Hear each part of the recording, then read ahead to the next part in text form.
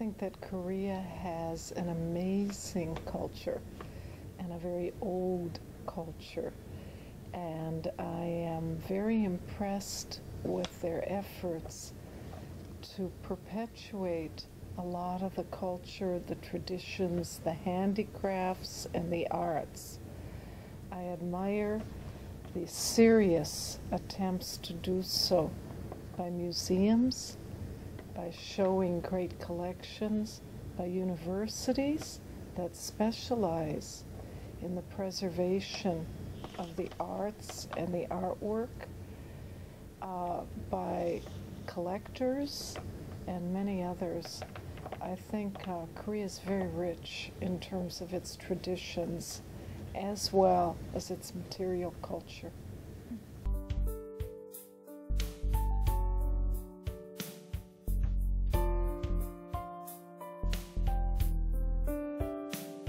I love very much 3 museums in Korea at the moment. I love the Folk Museum, and it's because it gives me, as a foreigner, I'm not Korea, the best understanding of Korean culture. I think it's a very good display, and it's very easy for me to understand the labels and to understand culture and history. I love the National Museum because the treasures are so outstanding. My favorite piece is the Pensive Buddha, and I'm sure it's the favorite piece of many. But every time I go to that museum, I go exactly there first. And it never disappoints. It just stays with me as an outstanding piece of art. And then I think that the Samsung is perfection. I think that the national treasures are outstanding. I think that the contemporary art collection is first class. And I love the fact that 3 different architects worked on that museum and that it blends together seamlessly. It's a wonderful, wonderful museum in the best of taste. And it can compete with anyone worldwide. In fact, all 3 of these museums are world-class museums. And I've gone to other museums, smaller museums. Another favorite of mine is the Stone Museum in Jeju. And I'm fascinated by the size of the rocks and the ability to utilize them to tell great stories. And the exhibits, the geological presentation is engaging, but I love the small early representations of houses too, and the land. When I go to Jeju, I try to go there just to walk in the space alone and use it for meditation. It's a beautiful setting.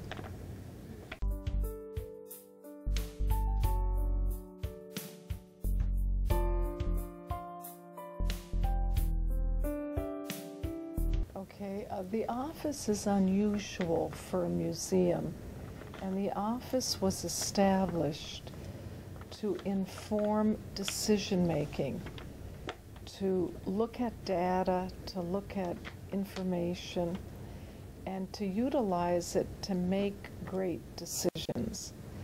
And the office has a staff that consists of people with varying disciplines. For example, it has a PhD economist. He had a PhD in economics. Very few museums have a PhD in economics. It has an organization and management specialist. It has a specialist in statistics and operations research. And to do policy analysis and to look at issues and problems from many different perspectives, you need those different sets of skills. And so many government agencies have offices of policy and analysis, but museums seldom do. But the Smithsonian is so big, so large, and so complex because of the research side and the 19 museums that very often decisions that involve trade-offs or decisions that look over a long term, not a short term, or decisions that demand great resources are being made. And so what we try to do is to provide data so that within the Smithsonian, the directors of museums and the secretary of the Smithsonian and the Board of Regents can make smart decisions.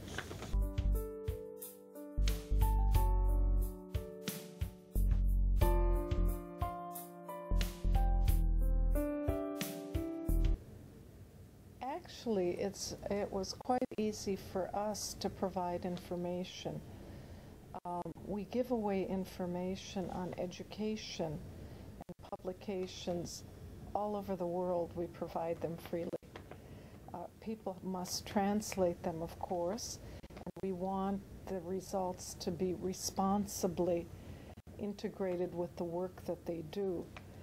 But we are a public museum. 70% of our funding comes from the government, and we make our products widely accessible. So we signed a MOU with COFAG to provide resources in the field of education and more specifically STEAM.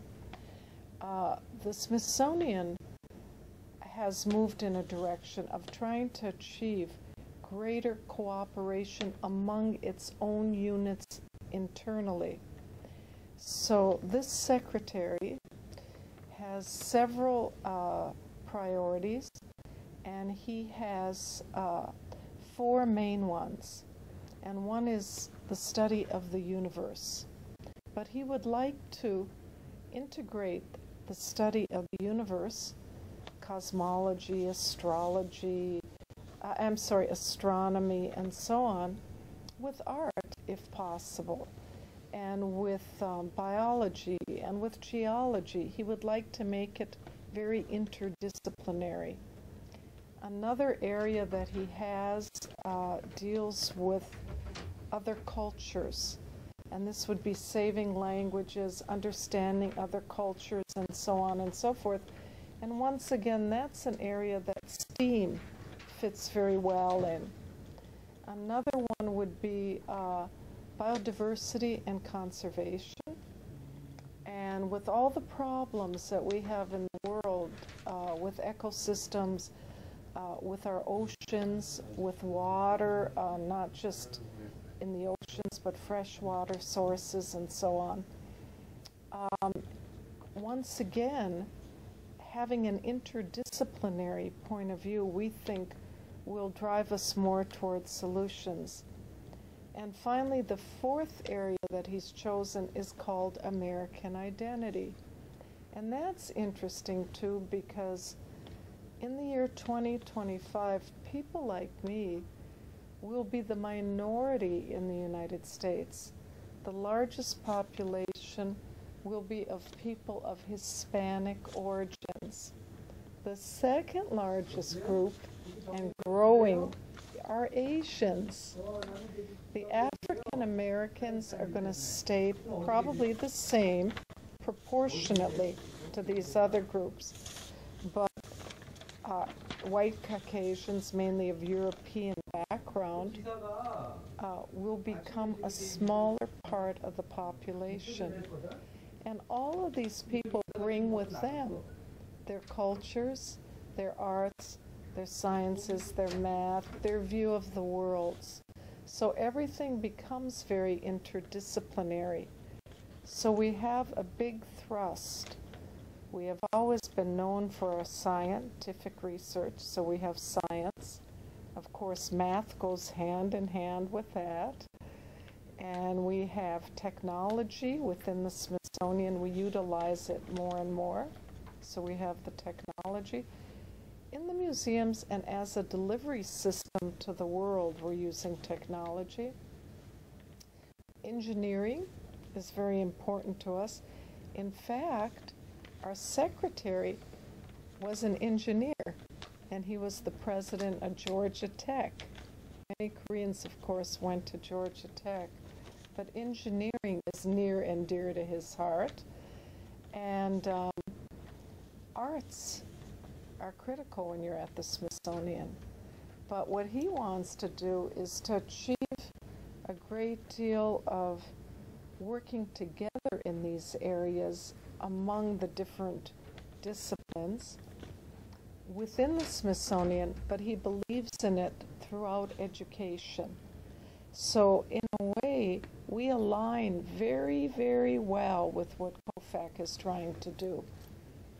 And also, I personally believe that you can be a great engineer, but you can be an even greater engineer if you have some knowledge of art and culture.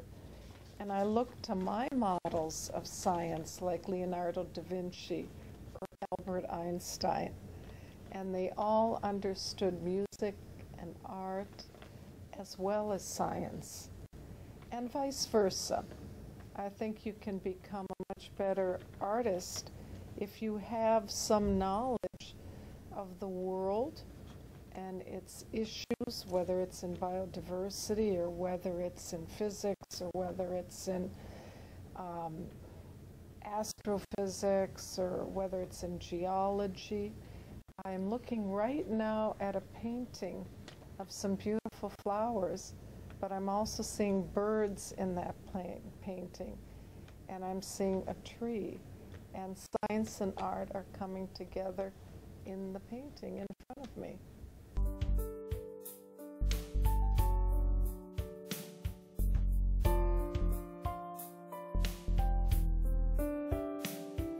We have always embraced education.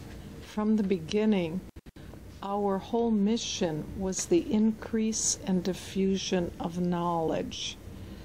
So for us, education is part of every single thing we do. And so education for all ages and continuing education. We have partnerships with universities. We have classes for adults.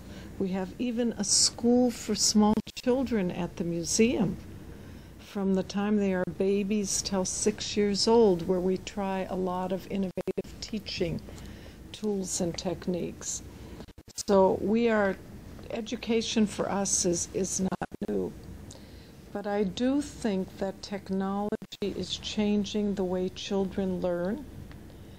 And right now, when I see a child who is 2 years old, who is far more interested in an iPad and knows exactly what it wants on those apps, and then you give it a book and it doesn't want to see that book, you realize that the world is changing. So I think we have to do a lot to adapt our learning to new technologies, and that's what we're working on. I don't think our fundamental mission, which is the increase and diffusion of knowledge, and the museum is a delivery mechanism, and our collections are a way of telling stories around. That's not going to change, but I think we have to get more smart with technology too and keep up with it, and we're constantly trying to make new inroads on how to deliver our education, so that will occur. The other thing is, I'm not sure that collections will be done in the same way that they've done in the past. I think with globalization and people traveling and so on and so forth so much, collections may not be like they used to be during the time of the explorers. And so that might change a little too. I'm not sure in which direction that will take, but I think we don't probably need to collect as much as we did in the past, because we can now digitize things and see them in different forms and shapes. People still go to museums to see the authentic, real thing. And I still haven't seen any picture or film of the pensive Buddha, which is as important to me as seeing that Buddha. But in the future, I don't know. Maybe there will be some very powerful technology to recreate that Buddha visually, so that it's almost as strong as seeing the real authentic thing. I think our changes will largely deal with technology.